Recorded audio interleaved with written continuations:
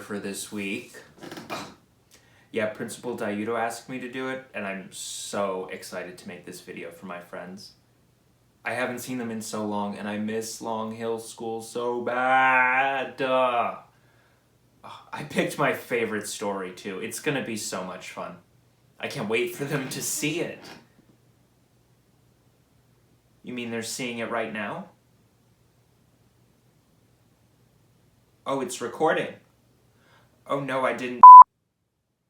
Take two. Hello, everyone. Oh, I went too far. And freeze. That's better. Okay.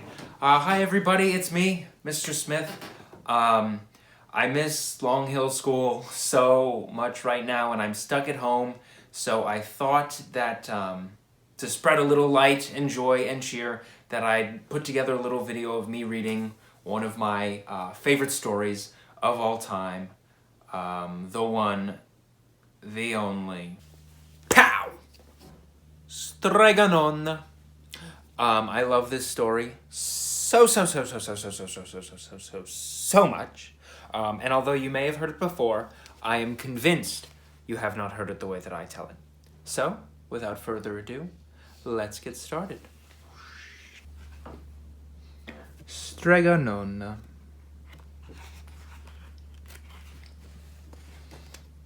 In a town in Calabria, a long time ago, there lived an old lady everyone called Streganona, which meant Grandma Witch. Although all the people in town talked about her in whispers, they all went to see her if they had troubles. Even the priest and the sisters of the convent went, because Streganona did have a magic touch. If she had a headache, she could cure it easy with oil, water, and a thumbtack. What? She could make all sorts of very powerful and special potions, like this one. This one was for boys who wanted wives, like this gentleman right here. She also was very good at getting rid of warts. See that wart? She goes down, does a little magic, ba ba ba ba ba ba ba. Presto. But Streganona was getting old, and she needed someone to help her keep her little house and garden. So she put up a sign in the town square. Big Anthony, who didn't pay any attention, went to see Streganona after he saw the flyer she had hung up in the town. He was very interested. Oh, hello, Anthony. I see you got my letter and you'd like to work for me. Well, if you work for me, there are some things you must do. You must sweep the house and wash dishes. You must weed my garden and pick the vegetables. You must milk my goat and feed her, of course. And you must fetch water because I get thirsty. If you do these things, I shall give you 1, 2, 3, count them, 3 gold coins. I'll give you a place to sleep, and why not let's throw in some food to eat as well. Sounds like a pretty good deal, no? All right, you start tomorrow. Oh, grazie. There is one thing you must never do. You must never touch my pasta pot. It's very valuable, and I don't let anyone touch it. Oh, si, yes. And so the days went by.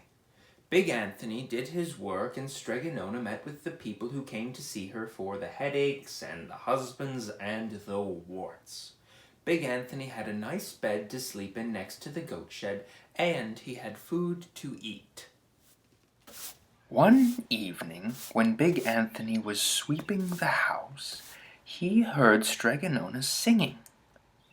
He peeked into the window, and he saw Streganona standing over the pasta pot. She sang, Bubble, bubble, pasta pot. Boil me some pasta nice and hot. I'm hungry and it's time to sup. Boil me some pasta and fill me up. And the pasta pot bubbled and boiled and was suddenly filled with steaming hot pasta.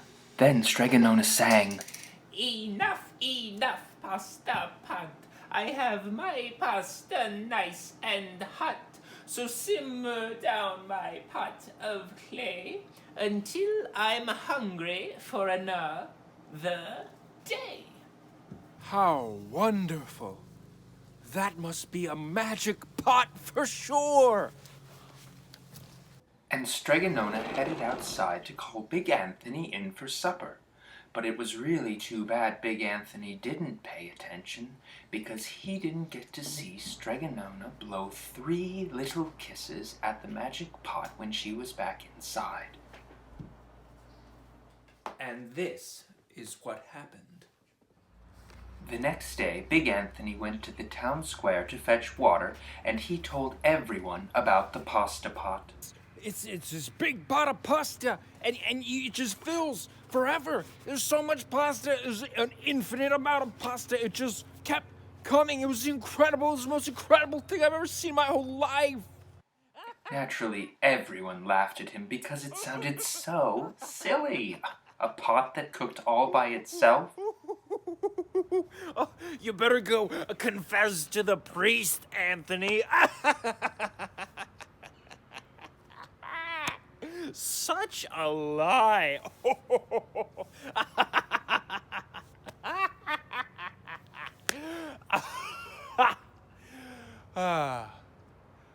That's funny. Now Big Anthony was angry, and that wasn't a very good thing to be, I'll show them. he said to himself. Someday I'll get the pasta pot and make it cook, and then they'll be sorry. That day came sooner than even Big Anthony would have thought, because 2 days later, Stregonona called him over and said to him, I must go over to the next town to see my friend Strega Amelia. While I'm gone, sweep the house and weed the garden, feed the goat and milk her. For your lunch, there are some bread and cheese in the cupboard. And remember, don't touch my pasta pot. Oh, yes, of course, Stregonona. said Big Anthony, but inside he was thinking that his chance had come. All right then. Goodbye.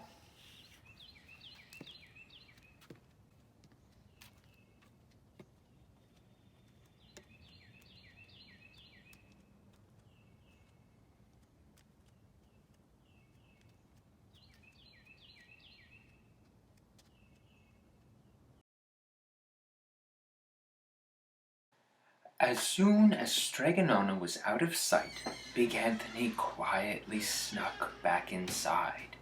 He looked around for the pasta pot, and when he found it on the top of a shelf, he carefully pulled it down and gently set it on the table.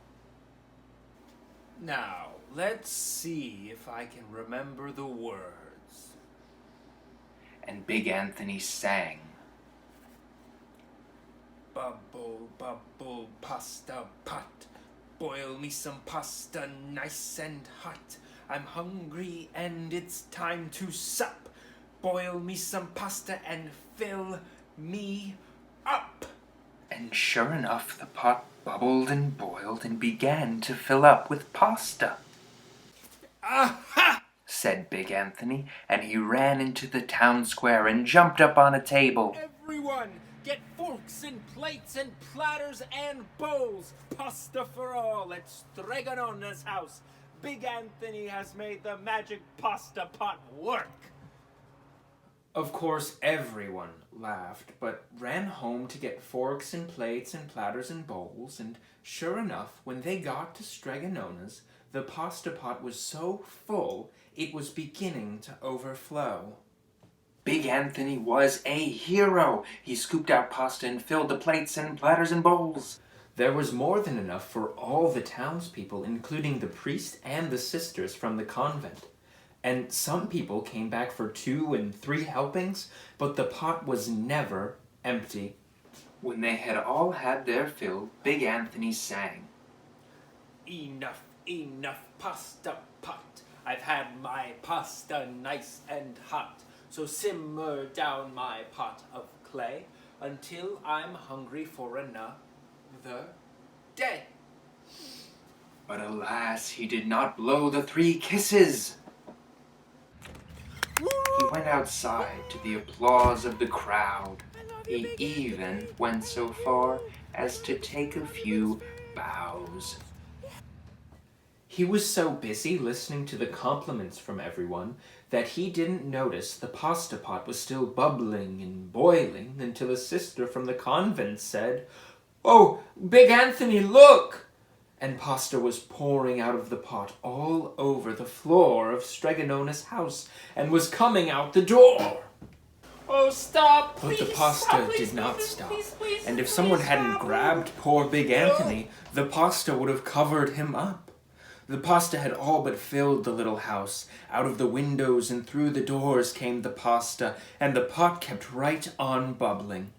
The townspeople began to worry. Do something, Big Anthony! Big Anthony sang the magic song again, but without the 3 kisses, it did no good. By this time, the pasta was on its way down the road, and all the people were running to keep ahead of it. We must protect our town from the pasta! Get mattresses, tables, doors, anything that can make a barricade! But even that didn't work. The pot kept bubbling and the pasta kept coming.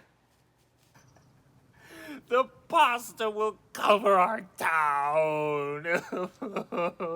And it certainly would have had Stregonona not come down the road home from her visit at that very moment.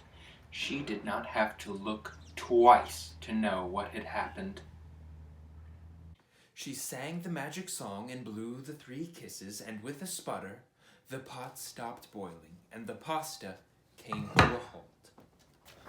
Oh, grazie. Thank you, Stregonona. The people cried in relief, but then they turned to poor Big Anthony. String him up.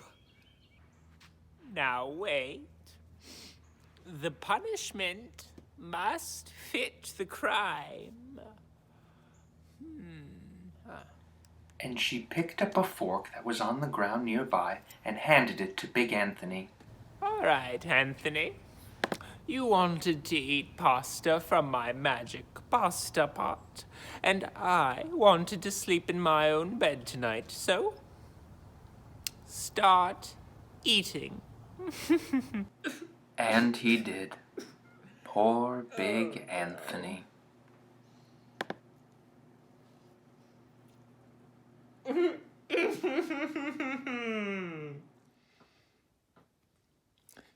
The end. Thank you guys so much for going on that journey with me. I was so lucky to get to work with a lot of really cool actors. And the director's probably like one of the coolest, nicest, handsomest guys I know. It was all me. But again, I miss everyone at Long Hill so much, and I hope you're all staying safe and healthy. We'll get through this as long as we stick together. Miss you all loads and loads. Bye.